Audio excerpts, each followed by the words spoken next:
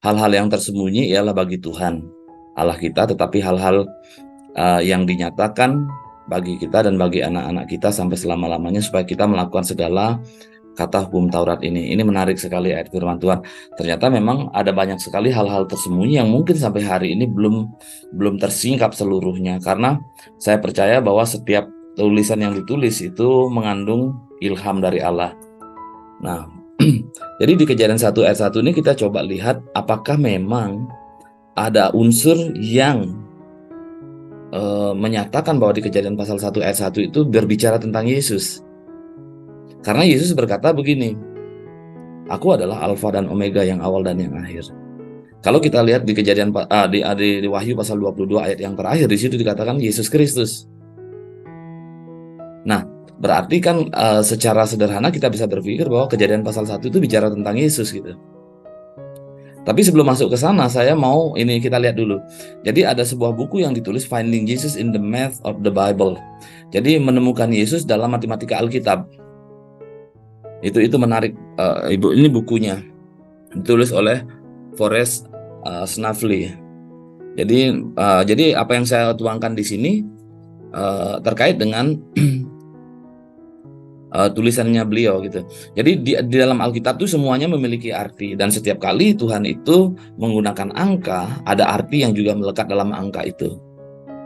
Ada angka 7, 3, kemudian angka 12, ada 40, kemudian angka 66 misalkan, 777 dan lain sebagainya.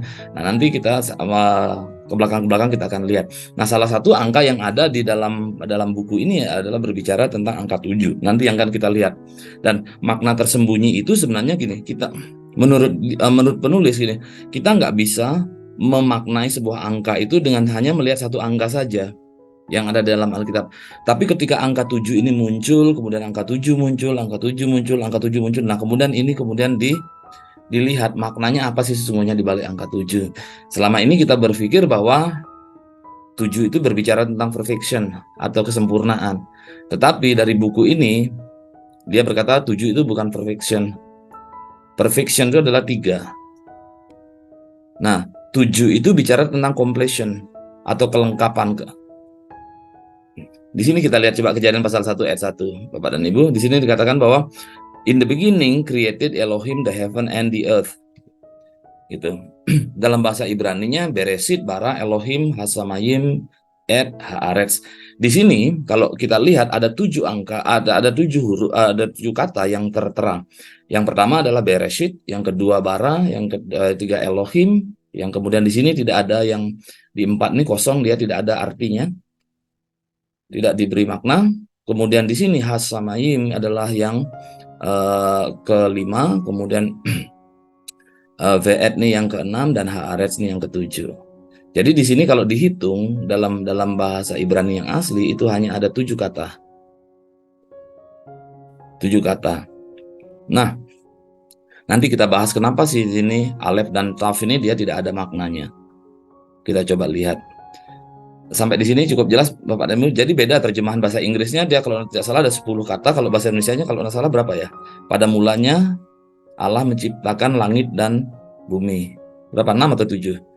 Nah, ini menarik gitu. Nah, ketika tadi saya berkata bahwa pada mulanya adalah firman, dan firman itu adalah Allah, pada mulanya adalah Allah kan gitu jadinya. Kita lihat di sini, in the beginning, pada mulanya. Kira-kira di sini bicara tentang Allah, bicara tentang Yesus atau tidak gitu. Karena kita korelasikan tadi antara alfa dan omega. Akulah alfa dan omega, yang awal dan yang akhir. Kita coba lihat dulu dari sisi angkanya, dari matematikanya. Nah, 7 itu juga digunakan ternyata dalam nada skala musik. A, B, C, D, E, F, G, kembali lagi ke A. 7 logam mulia kuno itu adalah timbal, timah, tembaga, besi, merkuri, perak, dan emas. 7 tingkat pada tabel periodik kimia. 7 simetri sempurna, yaitu 2 mata, 2 telinga, 2 lubang hidung, dan 1 mulut, itu jumlahnya 7. Menurut dari ini. Sebenarnya Forrest Snavely ini mengambil dari bukunya Ivan Panin. Ivan Panin nanti mungkin Pak Erwin bisa cari bukunya itu. Dia adalah seorang ahli matematika dari Rusia yang khusus meneliti matematika Alkitab selama 50 tahun. Jadi ada cukup banyak hal-hal keren yang ada di situ yang ini. Tadi saya coba cari bukunya, saya nggak sip rupanya. Kapan hari saya sempat baca. Nah, kemudian di sini 7 hari dalam seminggu, 7 warna pelangi. Jadi di dalam Alkitab dan dalam ciptaan, seseorang dapat melihat 7 adalah kelengkapan dan merupakan tanda yang digunakan oleh Allah untuk menunjukkan kelengkapan rohani. Nah, kita lihat di sini Bapak dan Ibu, satu persatu ya. Nah, jadi setiap huruf dalam Ibrani itu dia memiliki jumlah, memiliki angka numerik. Jadi angka numeriknya seperti ini. Jadi in the beginning dalam Ibraninya total numeriknya adalah 913. Jadi bet ini 2, res ini 200, nilainya alef ini 1, kemudian shin ini 300, yod ini 10, dan vav atau taf ini 400. Jadi dia ada angka numeriknya. Ini disebut dengan gematria dalam bahasa Ibraninya. Nah, kalau kita lihat di sini tadi kan dari awal sudah saya jelaskan bahwa kalimat penggalan kalimat dari Kejadian pasal 1 itu jumlahnya 7 gitu. Jadi Beresit sendiri memiliki jumlah numeriknya 913, kemudian Beresit bara itu kreatif, menciptakan. Nah, dalam Alkitab kita di Kejadian pasal 1 ada 2 kata yang digunakan untuk menyatakan kreatif itu. Yang pertama bara dan yang kedua adalah rada. Kebetulan yang di sini digunakan bara. Ini adalah 203 numeriknya. Elohim itu 86, kemudian Aleph dan Taf ini ini di sini 400 dan seterusnya. Nah, jumlah ayat ini memiliki 7 angka. Kemudian dalam huruf Ibraninya itu totalnya ada 28. Jadi 28 itu adalah hasil kali dari 7 kali 4. Jadi bilangan tadi 7, hasil kalinya adalah 28, ini hasil baginya adalah 7 dibagi 4. Jadi dia adalah kelipatan 7. Kemudian dari huruf Ibrani ini yang jumlahnya 28, kalau ditambahkan 1 tambah 2 tambah 3 sampai tambah 28, ini jumlahnya adalah 406. 406 ini sama artinya dengan 58 kali 7. Kemudian di dalam Kejadian pasal 1 ini ada 3 subjek utama yang ditulis. Yang pertama itu adalah Tuhan atau Elohim di sini. Kemudian subjek yang kedua adalah langit. Subjek yang ketiga itu adalah bumi. Nah, mereka ini jumlah hurufnya adalah 14 kalau di total semuanya. Jadi yang saya lingkar ini jumlahnya 14. Di sini 5, di sini 5, di sini 4. Nah, kemudian mari kita lihat satu persatu lagi. Ed atau alef dan taf ketika ditambahkan ke kiri jumlahnya 7, ketika ditambahkan ke kanan juga 7. Jadi in the middle dia 7, ke kanannya juga sama 7. Kemudian kalau ditambahkan ke kanan juga sama 7. Ini menarik. Kemudian dari 3 kata utama tadi, subjek utama Tuhan, langit, dan bumi, nilainya tadi ini 86, 395, dan 296. Gitu. Kalau dijumlahkan dia adalah 7777. Jadi antara ini God, heaven and earth ketika dijumlahkan ini 86, 395 dan 296, ketika ditambahkan dia 77. Dalam kepercayaan Yahudi 777 itu sama dengan kalau dia habis dibagi 7 yaitu 111. Dan ini saya dapatkan dari salah satu rabi. Dia berkata 111 itu melambangkan Bapa, Putra, dan Roh Kudus. Kemudian kalau kita lihat di angka Matius, sebelumnya. Nah, Matius pasal 1 ayat ini dari bahasa aslinya, Bu. Keren banget. Ini ditulis oleh Vanin. Jumlah kata yang diawali huruf vokal habis dibagi 7.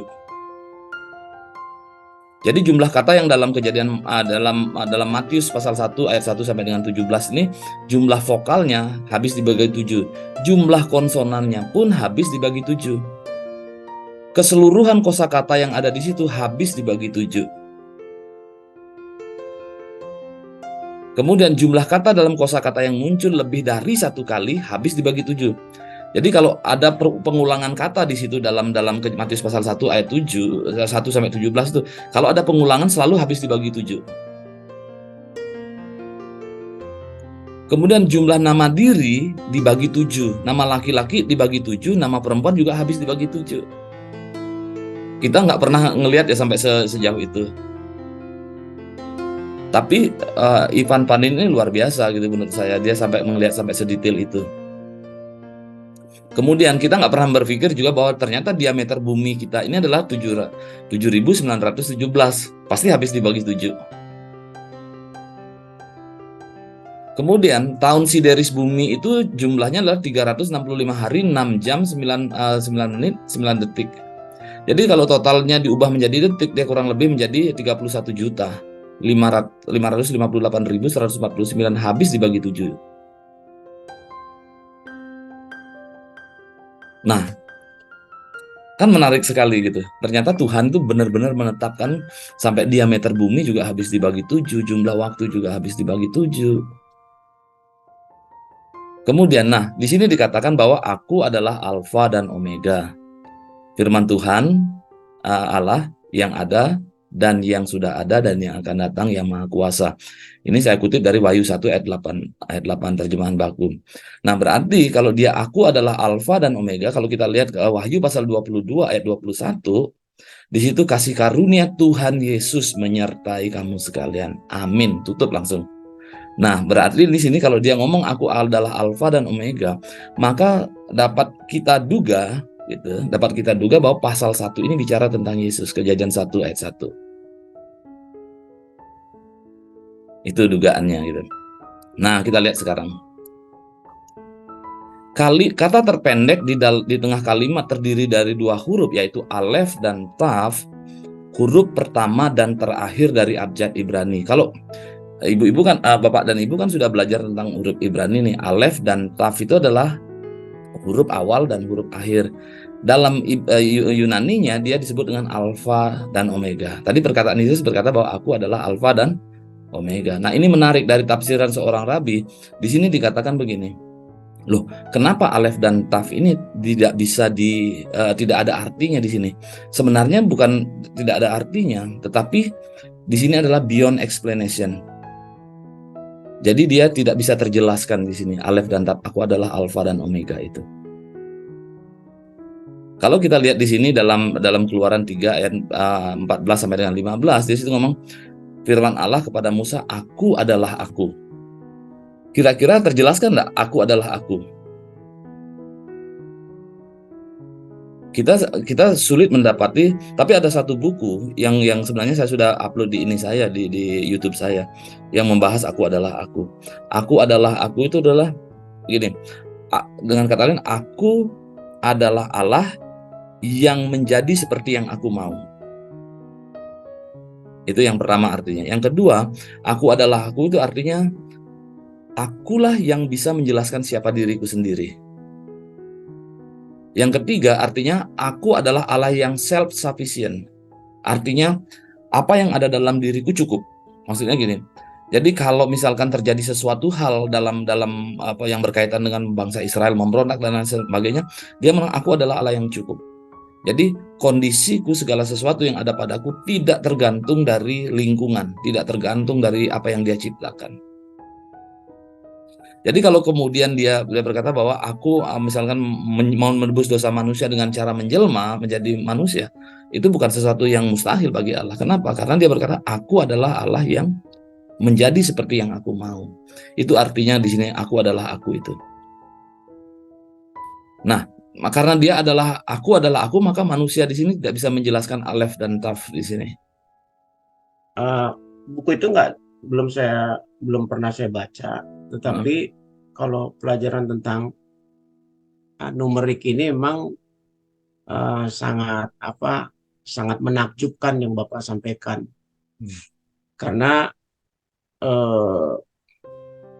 angka-angka yang ditampilkan oleh Alkitab itu bukan angka yang sembarangan. Jadi betul kalau kita mau gali dengan berbagai referensi dan dari sudut pandang bahasa Ibrani, itu kita akan mendapatkan banyak sekali pemahamannya. Nah, itu yang tadi Bapak bilang bahwa saya ini seperti merimain kepada saya, karena di dalam struktur kejadian itu, di situ juga termaknai tentang Tritunggalnya. Betul. Kan begitu kan? Betul. Walaupun konsepnya tidak tertulis, tetapi kenapa Tuhan nggak kasih misalnya misalnya Allah, Anak, dan Roh Kudus. Nah, disitulah kita ini orang yang istilahnya butuh bantuan Roh Kudus. Kalau di orang sebelah kan maunya letter luck aja, apa yang ditulis ya ditulis, harus diaminkan. Kalau kita kan enggak. Kayak gitu. Betul. Makanya Bapak ngomong 7, saya ingat waktu itu saya belajar tentang orang Samaria ini, perempuan Samaria ini kan punya suami 5. Nah, yang sekarang sama kamu itu kan sebenarnya bukan suamimu. Betul. Nah, yang ke-7 itu Tuhan Yesus sendiri sebagai pribadi yang harus dia yakinin gitu. Nah, itu kan tajam sekali. Betul. Ketika bicara tentang 5 ini adalah orang Samaria kan percaya cuma 5 kitab ya Pak. Betul. Kan gitu kan. Nah, saya bilang ini rahasia-rahasia tersembunyi. Ternyata 5 Alkitab itu bukan 5 Alkitab, 5 dewa yang mereka sembah juga di Gerizim. Saya bilang ini sangat kaya kita kalau misalnya menjelaskan satu angka ini saja. Betul. Jadi saya pikir kalau kita mau belajar ya referensi bukunya ya harus kuat sehingga kita nggak bisa dikecohkan dengan misalnya angka 7 itu adalah angka-angka yang memang kebetulan ada gitu ya. Iya, itu tajam sekali itu. Jadi angka-angka yang ditampilkan di Alkitab itu semuanya produk sorga semua. Betul. Jadi nanti gini Bu Lucy, nanti kalau seandainya ke Amerika, karena buku itu tidak ada di Indonesia. Jadi kalau seandainya Bu Lucy sempat ke Amerika, coba cari bukunya ya. Bukunya Ivan Vanin, namanya Dr. Ivan Vanin. Dia tentang Bapak ada. Itu nanti saya ini ya Bu ya, saya cari judul bukunya. Kapan Bu ke Amerika nanti saya ini. Iya, aku bisa titip orang gitu loh Pak. Jadi itu menarik banget untuk kita pelajari. Termasuk begini, kita nggak pernah berpikir kenapa Alef ini tulisnya begini. Sebenarnya penulisan Alef itu start awalnya dari mana gitu. Jadi dalam penulisan Alef itu nggak sembarangan seperti kita mau nulis A itu A-nya garisnya dulu baru ke samping gitu baru gini, atau sebaliknya nggak. Itu ada aturannya sendiri karena mengandung makna di dalamnya. Nah, nanti mungkin di lain waktu aja kita pelan-pelan kita ke sana pelajari Bapak dan Ibu ya supaya kita memahami. Nanti kita lihat satu persatu lah ininya. Dan nah, mari kita lihat sekarang lebih lanjut. Di sini aku adalah aku. Lagi firman-Nya beginilah kau katakan kepada orang Israel, akulah aku telah mengutus aku kepadamu. Selanjutnya berfirmanlah Allah kepada Musa, beginilah kau katakan kepada Israel, Tuhan, ini kalau dalam teks aslinya adalah YHWH. Jadi tetragrammaton namanya. Yod, He, Vav, He itu namanya. Allah nenek moyangmu, Allah Abraham, Allah Ishak dan seterusnya. Nah, dari ayat ini kan muncul satu nama Tuhan itu adalah Yahweh. Untuk seterusnya katanya. Di situ Allah nenek moyangmu dan ini mengutus dan seterusnya. Nanti untuk selama-lamanya itulah sebutan namaku gitu kan. Nah, kita lihat dari YHWH itu. YHWH ini, nah ini Bapak dan Ibu coba lihat ini tulisan asli Musanya. Kalau Ibrani yang sekarang itu yang Ibu Bapak pelajari itu adalah Ibrani yang baru. Tapi kalau yang tulisan Musa yang asli itu pakai simbol begini dia.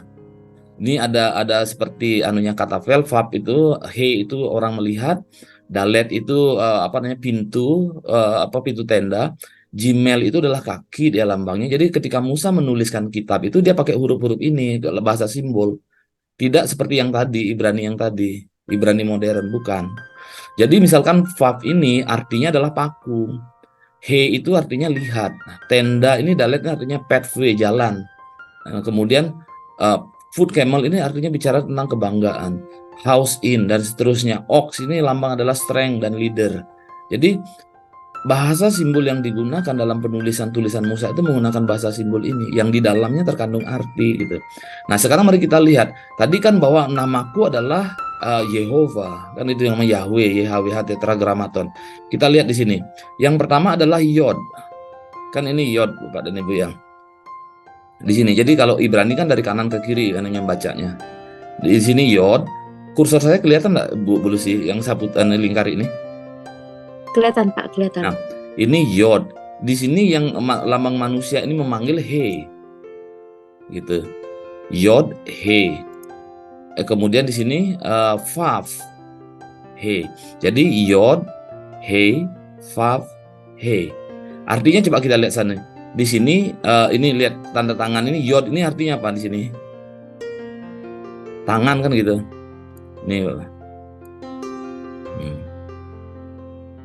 Kita lihat.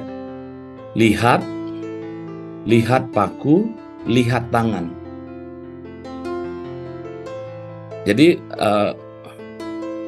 dari YHWH namaku turun-temurun untuk seterusnya selama-lamanya itu adalah YHWH. YHWH itu kalau dilihat dari simbolnya Musa dan artinya adalah lihat tangan, lihat paku. Ya.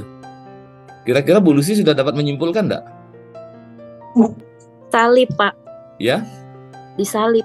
Siapa itu pribadi itu? Yesus. Nah Yesus. itu berarti Yehova, YHWH, Tetragrammaton itu bicara tentang siapa?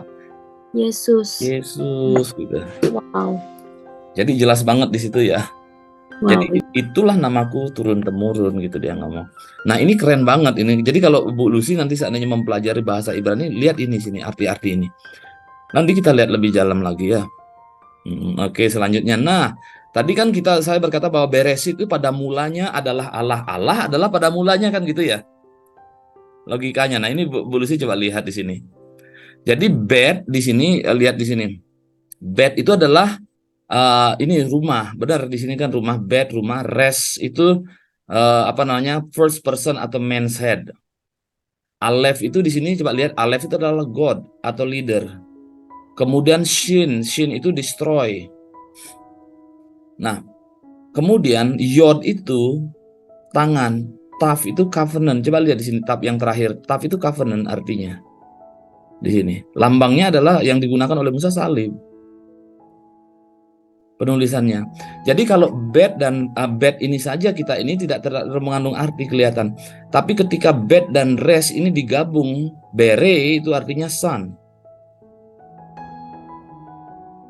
Aleph itu adalah God, berarti anak Allah kan gitu ya, benar ya? Bu Lucy benar nggak? Jadi bed dan rest ketika digabung artinya adalah sun, anak. Aleph itu God, ketika digabungkan menjadi anak Allah kan gitu. Sin ini artinya destroy atau dihancurkan. Baru kita gabung dong, anak Allah dihancurkan gitu. Di sini adalah tangan. Yod itu adalah tangan. Anak Allah dihancurkan, ada tangan, ada covenant, perjanjian baru. Jadi di sini jelas bahwa anak Allah dihancurkan oleh tangan untuk perjanjian baru. Itu baru satu ini dari asal katanya saja. Bukan asal kata, asal hurufnya. Jadi dilihat dari lambang tulisannya Musa. Berarti kira-kira Beresit pada mulanya adalah Allah. Dan di ayat 14 dari Yohanes pasal 1 ayat 14 di situ bahwa dikatakan bahwa firman itu telah menjadi manusia. Berarti dengan kata lain adalah pada mulanya adalah firman itu menjadi manusia. Dengan kata lain siapa? Kan Yesus ya gitu. Nah, ini kita lihat sekarang gabungannya. Jadi ketika ini dari kata Beresit tadi di breakdown penyusun katanya, Shin, Res, dan Tav ketika digabung itu artinya adalah duri. Res dan Sin ketika digabung ini Ros artinya kepala.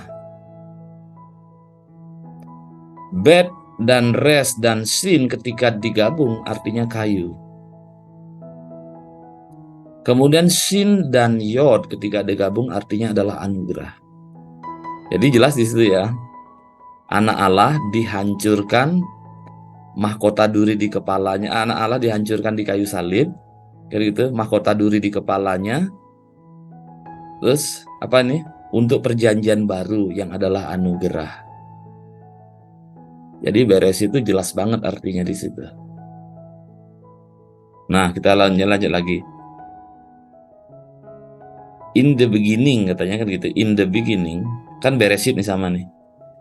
Kalau dia di breakdown lagi secara tidak seperti tadi, seperti Beresit yang pertama, dia adalah bed dan resit. Bed itu artinya melalui, resit itu anak sulung. Bed, resit itu artinya melalui anak sulung Allah menciptakan langit dan bumi gitu. Coba dibaca di Kolose pasal 1 ayat 15, kemudian Wahyu pasal 1 ayat 5. Kolose 1 ayat 15 ya Pak. Ya, silakan dibaca, Bu. Ia adalah gambar Allah yang tidak kelihatan, yang sulung, lebih utama dari segala yang diciptakan. Siapa di situ dimaksud? Tuhan Yesus, Iya, anak yang sulung. betul. Wahyu pasal 1 ayat 5. Wahyu 1 ayat pasal 5 berkata Pak. Dan dari Yesus Kristus, saksi yang setia, yang pertama bangkit dari antara orang mati, dan yang berkuasa atas raja-raja bumi ini. Bagi Dia yang mengasihi kita, dan yang telah melepaskan kita dari dosa kita oleh darahnya. Jadi di situ kalau kita lihat bicara tentang Yesus sebagai anak sulung kan dia di situ. Jadi yang pertama bangkit dari antara orang mati.